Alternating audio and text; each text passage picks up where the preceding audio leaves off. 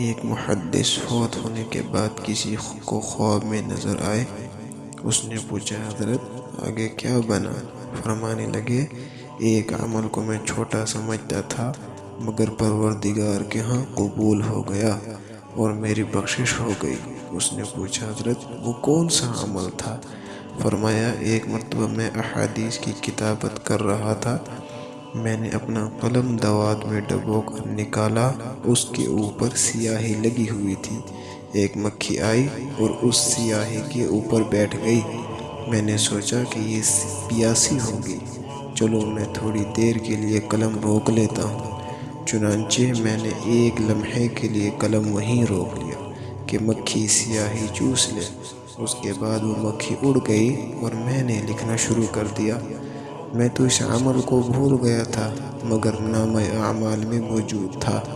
پروردگار نے فرمایا کہ تم نے مکھی کی پیاس کا خیال رکھا، آج میں تیری پیاس کا خیال رکھتے ہوئے تجھے جہنم سے بری کر دیتا ہوں۔